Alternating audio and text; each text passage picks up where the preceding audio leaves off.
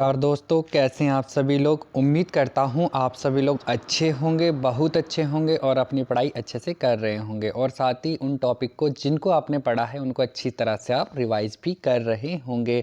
तो दोस्तों, जैसा कि आप जानते ही हैं, आज शुक्रवार है और शुक्रवार को आपकी जो है उत्तराखंड की क्लास है और उत्तराखंड की क्लास जो है मैं आज पीडीएफ के माध्यम से इस तरह से पढ़ा रहा हूँ ताकि आपके पढ़ने में ज़्यादा से ज़्यादा आसानी हो सके और जल्दी से जल्दी हम उत्तराखंड हिस्ट्री को भी कवर कर सकें।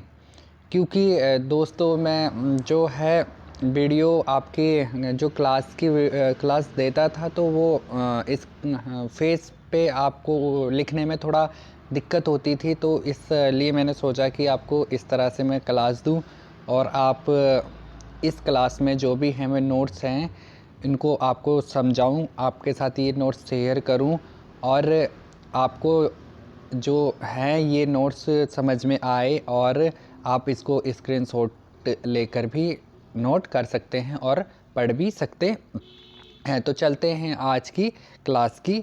और तो आज की जो क्लास का टॉपिक है आज राजा मानशाह है। कल नेक्स्ट टाइम हमने जो है पढ़ लिया था आपका बलभद्र शाह। तो बलभद्र शाह का ये पुत्र होता है राजा मानशाह। तो राजा मानशाह के बारे में पढ़ते हैं हम। राजा मानशाह ये 44वां राजा था, परमार वंश का 44वां राजा और इसका जो टाइम पीरियड है ये 1591 से 1611 है। ये समकालीन था चंद वंश में जो रुद्रचंद और लक्ष्मीचंद और लक्ष्मीचंद राजा थे, उनके ये समकालीन था। और मुग़ल वंश के जो राजा थे वो अकबर और जहांगीर के ये समकालीन थे। अकबर का जो टाइम पीरियड रहा वो 1556 से 1605 ईस्वी तक रहा। और अकबर का जो पुत्र था जहांगीर, जिसका पहले नाम था सलीम, तो ये जहांगीर जो है इसका टाइम पीरियड 1605 से 1620 ईस्वी तक रहा। तो हमें कैसे पता चलता है राजा मानशाह के बारे में, इसकी क्या स्रोत है, क्या जानकारी है, किन जानकारियों से पता चलता है, किन स्रोतों से पता चलता है कि राजा मानशाह थे और इसके क्या क्या कार्य किए थे इसने, ये मिलते हैं। इसके जो स्रोत है, सबसे पहला स्रोत है देवप्रयाग का रघुनाथ मंदिर। तो देवप्रयाग के रघुनाथ मंदिर से जो के शिलालेख जो हैं उससे भी हमें राजा मानशाह का पता चलता है। ये शिलालेख जो है 1608 से 1610 के बीच प्राप्त हुए। दूसरा पता चलता है हमें विलियम फिंच जो है ये ईस्ट इंडिया कंपनी की ओर से नील नामक व्यापारी था। जो ईस्ट इंडिया विलियम फिंच जो है एक नील बेचने वाला, मतलब नील को बेचने वाला, नील की खेती होती थी उसको बेचने के लिए आया था, उसका व्यापार करने के लिए आया था। तो वो व्यापारी था जो कि ईस्ट इंडिया कंपनी ने भेजा था और यह जहांगीर के दरबार में रहता था। तो इसने बताया है कि राजा मानशाह जो थे वो बहुत ही अमीर व्यक्ति थे, अमीर राजा थे और अपना जो भोजन किया करते थे वो सोने के बर्तनों में किया करते थे। तो ईस्ट इंडिया कंपनी की ओर से विलियम फिंच नामक एक नील व्यापारी भारत आया और जहांगीर के दरबार में रहा। विलियम फिंच ने लिखा है कि राजा मानशाह बहुत धनवान राजा था जो कि सोने के बर्तन में खाना खाता था। तीसरा पता हमें किससे चलता है, रामायण प्रदीप। रामायण प्रदीप से भी राजा मानशाह की जानकारी मिलती है और रामायण प्रदीप जो है मेधाकर शास्त्री ने लिखा है। और चौथा स्रोत है मानवदेव काव्य जो है कवि भरत ने लिखा है और ये परमार वंश का ऐतिहासिक काव्य भी है। अब द अर्ली ट्रेवल्स, इसके जो राइटर हैं वो विलियम फोस्टर हैं। विलियम फिंच के बारे में जानकारी इस किताब में मिलती है। द अर्ली ट्रेवल्स जो किताब है वह विलियम फिंच के बारे में जानकारी देती है। इस बुक में फोस्टर ने 1583 से 1519 तक भारत आने वाले यात्रियों का वर्णन किया है। जितने भी लोग विदेश से भारत आए वो टाइम पीरियड था 1583 से 1619 के बीच, उनका जो वर्णन है वह वर्णन द अर्ली ट्रेवल्स में किया गया है। तो आप नोट कीजिए, नोट है इसमें कि भरत कवि राजा मानसा का दरबारी कवि था। जो कवि भरत कवि था वो राजा मानसा का दरबारी कवि था। अब इसका नेक्स्ट पॉइंट देखिए आप, मानसा जो है, इसका जो पहला सफल आक्रमण था ये दापा पर हुआ था, और इसका दूसरा आक्रमण जो है ये काको माबोर को हराकर, राजा मानसा ने काको वामोर को हराकर मानसा परमार वंश का पहला ऐसा शासक बना जिसने तिब्बत पर सफल आक्रमण किया।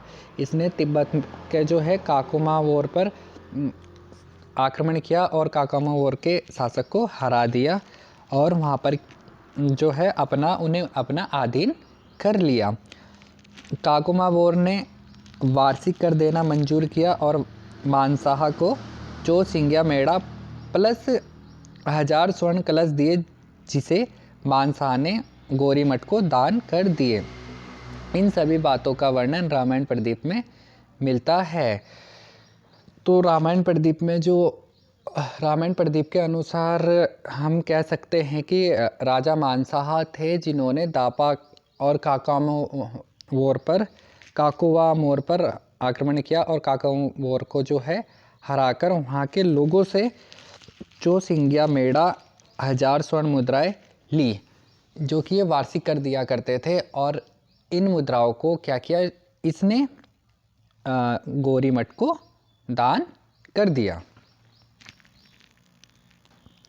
अब मानसाहा के जो सेनापति थे, 3 सेनापति थे, एक तो खत्तर सिंह, दूसरा नंदी और तीसरा भिरंगी। और मानसाहा पर जो लक्ष्मीचंद था उस समय इसके समकालीन लक्ष्मीचंद हुआ करते थे, जिसने कि मानसाहा पर या परमार वंश पर 8 बार आक्रमण किया। अब मानवोदय काव्य है ये। मानवोदय काव्य में भरत कवि ने मानसाहा को समुद्र के समान गंभीर, भीम के समान शौर्यवान और सूर्य के समान तेजस्वी तथा दान देने वाला राजा बलि व कर्ण के से अधिक कीर्तिवान कहा है। मानवोदय काव्य में जो है कवि भरत ने मानसाहा को समुद्र के समान गंभीर, भीम के समान शौर्यवान, सूर्य के समान तेजस्वी तथा दान देने में राजा बाली व कर्ण के समान अधिक कीर्तिवान बताया है। अब लक्ष्मीचंद के जो पिता थे वो रुद्रचंद थे और मानसाहा के पिता बलभद्र शाह थे। तो लक्ष्मीचंद ने मानसाहा पर 8 बार आक्रमण किया और रुद्रचंद और बलभद्र शाह के बीच ग्वालदम का युद्ध हुआ था। इसमें जो है ये युद्ध हुआ था, तो इसमें सेनापति सूरज डंगवाल जो हुए ये बलभद्र शाह के सेनापति थे और जो कि रुद्रचंद के साथ ये मिल जाते हैं। अब लक्ष्मीचंद का 6 बार आक्रमण हुआ। ये 1597 से लेकर 1602 तक हुआ। हर बार मानसाहा से ये हारा। जिस दुर्ग से लक्ष्मीचंद आक्रमण करता था उसे गीदड़गढ़ सियालगढ़ नाम दिया। ये हर बार हार जाता था, तो छुप कर ये आक्रमण किया करता था, तो और बार बार हार जाता था, इसलिए इसके जहाँ से ये आक्रमण करता था उस दुर्ग का नाम ही गीदड़गढ़ या सियालगढ़ रख दिया गया था। लक्ष्मीचंद का 7वां आक्रमण पैनोगढ़ यानी पैन दुर्ग का युद्ध के नाम से भी जानते हैं। इसमें भी इस युद्ध में भी ये क्या हुआ, हार गया। इस युद्ध में भी यह मानसाहा से हार गया और इसका नाम जो है उसके बाद लखुली बिराली पड़ गया। तो क्वेश्चन आ सकता है कि चंद का वह कौन सा शासक है जिसका नाम लखुली बिराली पड़ा, तो वह शासक है लक्ष्मीचंद। इस युद्ध का वर्णन जो है मानवोदय काव्य में पयन दुर्ग का युद्ध या पैनोगढ़ का युद्ध जो है, इस युद्ध का वर्णन मानवदेव काव्य से मिलता है। मान शाह के सेनापति का 3 सेनापति थे, नंदी, भृंगी और खट्टर सिंह। अब लक्ष्मीचंद का जो 8वां आक्रमण हुआ वो लगभग 1605 ईस्वी में हुआ, जिसमें